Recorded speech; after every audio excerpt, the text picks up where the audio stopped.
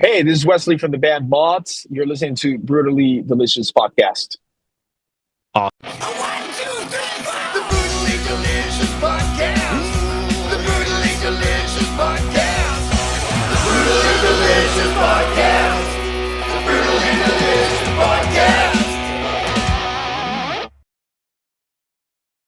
This is 70,000 Tons of Metal, the original, the world's biggest heavy metal cruise. 60 bands, 4 days, one cruise ship, only 3,000 tickets. It's like having an all-access backstage pass. January 29th to February 2nd, 2026. From Miami, Florida to Nassau, the Bahamas, and back. 70,000 Tons of Metal. What are you doing next winter? nice. What part of Virginia? Fredericksburg? I think Oh, that's how okay. you say Yeah, it. that's about an hour north of me. I'm in Richmond. Oh, nice. Yeah, Yeah, he offered us, and of course, anyone that can help on yeah. the road, it's always appreciated. Hell yeah. Anyway, let's. Are you guys in the middle of a tour then, or is this the beginning? Oh, well, technically, yeah, we can say that we're in the middle of the tour because we have 8 dates and we just played our fourth show last night. So, yes, How's we it have been going so far? so far it's been awesome, man. Atlanta was by far the best show so far. But we played Orlando, San Agustin, Florida, and we did Asheville last night, and awesome shows and awesome hangouts, and we've also been able to meet and get together with some really cool bands too. Oh. So now let's talk about the band. So record came out what, Friday? Correct. Yes, last Friday, August 1st. And what's been the response to that so far? Has it been pretty good? Oh yeah, people have been responding. It's very interesting because you get everyone to like asking us how to describe it in regards to the sound, and everyone telling how weird it is and how fresh of a listen it is, and all that feedback feels pretty good. Like that's we don't really write music thinking that that's the feedback we're gonna get, but listening to people kind of like going about it this way feels very fulfilling for sure, and all the effort that we put into it has definitely been worth it. So do you actually do you concern yourself with whether or not like the fans are going to take the journey along with you when you guys are experimenting like that? Not really. I mean, like one of the first things that, like one of the main things that we talked about when we formed the band was that we weren't going to really have a lot of like no limits in regards to the stuff that we want to do music wise. And I think when we get down to sit down to write music, we are very open to try new things, and we're also very aware and understand when things don't work. So we just do things that we feel good we get about, and people will enjoy it. So it's kind of our mindset about it. Okay. Is there something you want your fans to take away from, to walk away from after listening to Septem? So like an overarching message?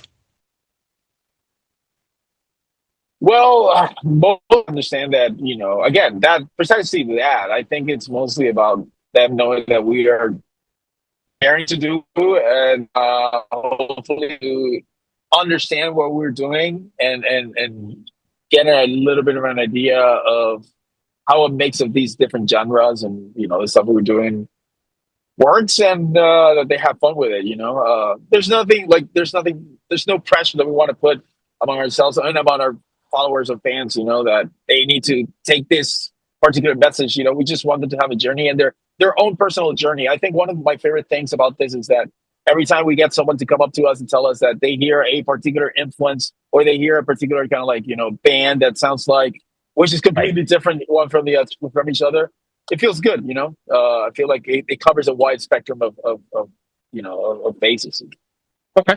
So let's dive a little deeper. So the themes of temptation, excess, and struggle that are present on this record, they require a certain sense of vulnerability, right? So during For the sure. writing and recording of Septem, was there a particular song that forced you to confront a personal challenge or emotional block? Not necessarily. I mean, I think the idea within this particular concept, instead of just being another album where we're talking about sins and criticizing the church and religion and all this stuff, it was more to have a little bit more of this introspective, approach towards each one of the sins.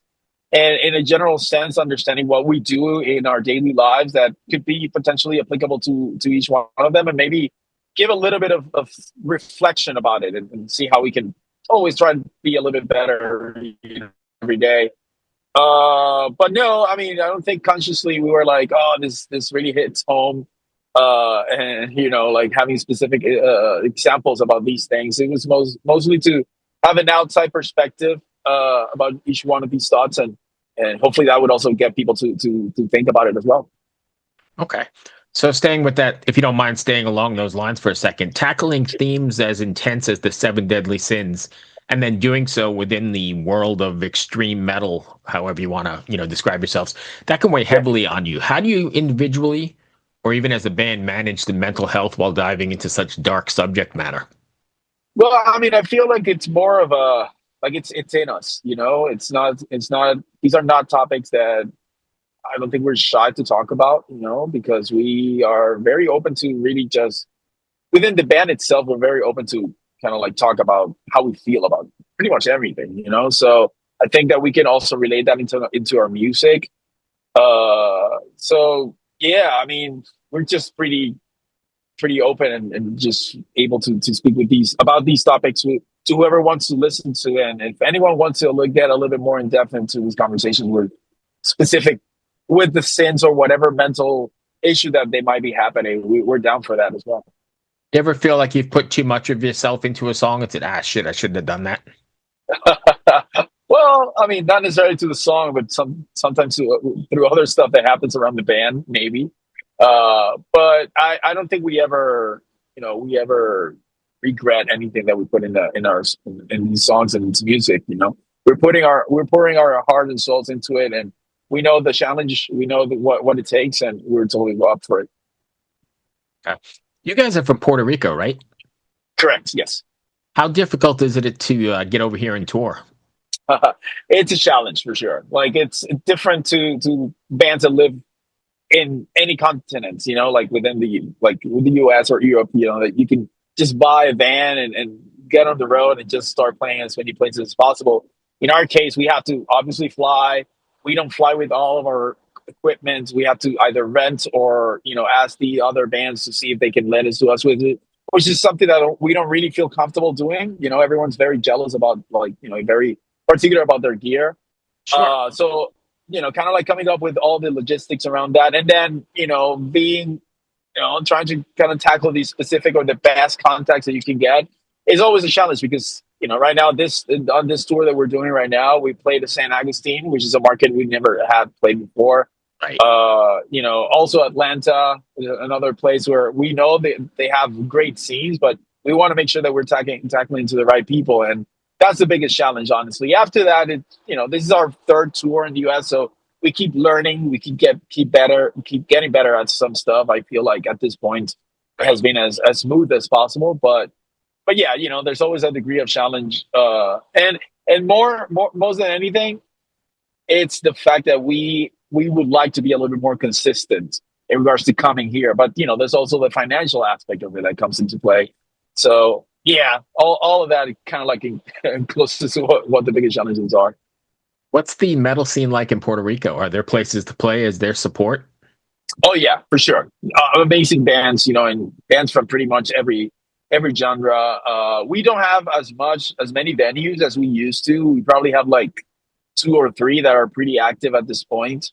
But yeah, there's definitely a very healthy metal scene. We have right now, I would dare to say that we are basically at a point where a bunch of bands, I want to say 4 or 5 bands who are internationally traveling and, putting out really good records in pretty much all across subgenres. So yeah, we a couple of weeks ago, there was like a local festival that had about 400, 500 people coming in, only local bands. So yeah, the scene is very, very strong and the bands are really good. I feel like there's a little bit of a standard that has been set by previous bands that even like the newest bands come out very strong out of the gate. So right. Yeah, and we're very proud to be part of it as well. Do you guys get national acts there as well, like from over here? Oh yeah, for sure. I actually book bands. I book bands. Okay. So last February we got Soen from Sweden.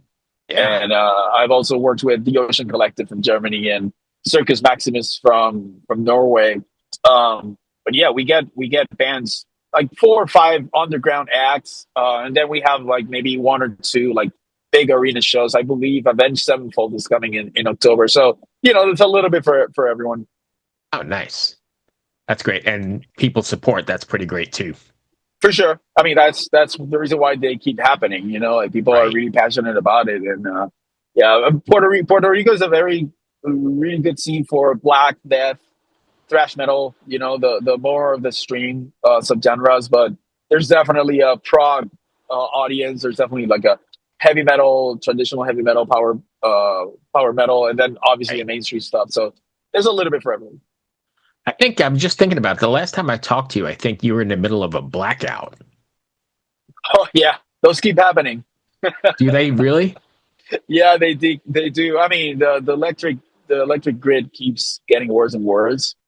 Yeah. I mean, it's funny because we were at the hotel right now where we're staying at, and while I was taking a shower, the power went out. I was like, "Fuck, we can even escape Puerto Rico here." In that sense. Following you. Yeah. So it keeps happening. It's unfortunate, of course. It's one of the main. I would say if it's not the main, it's one of the main problems that we're having in the island right now. So yeah, it still happens. It's definitely challenging as well. Okay. Let's go back to the writing for a second. I know you guys, we were just talking about how you kind of bring a bunch of different things to the table and you don't really kind of concern yourselves with what you're bringing in or have an open mind at least, progressive, death, black metal, that sort of thing. But is there a limit? Like if somebody brings in, I don't know, salsa, reggae, whatever. I mean, how do you know where the line is, or do you just try things and see how it goes? Yeah, we just try things and see how it goes. I mean, I think, and I want to say that usually when we draw a line is when we feel like the song is taking, it's longer than it should be. That's when we're like, okay, I think that's a great riff, but let's try to kind of like maybe listen to a new song. That's usually where we draw the line. But yeah, as far as like, we have a couple of songs in our previous album where it has a little bit of Latin jazz, and we don't really like, if it fits, it fits, and if it feels fun for us, we're gonna implement it. So yeah, I don't know. Maybe a Bad Bunny featuring may happen soon. Yeah, but so when you're writing, then that probably takes your music and I mean, I would assume in unexpected, unpredicted roads, right? Yeah, for sure. And I think that's the fun. Like we like not even when we record the songs, like that's not the final form of that song, and the songs continue to take shape as we continue playing them live. And that makes it a little bit, that jam kind of feeling to it makes it fun for us. I think it also makes it not boring and repetitive. Yeah. So yeah, so it's always.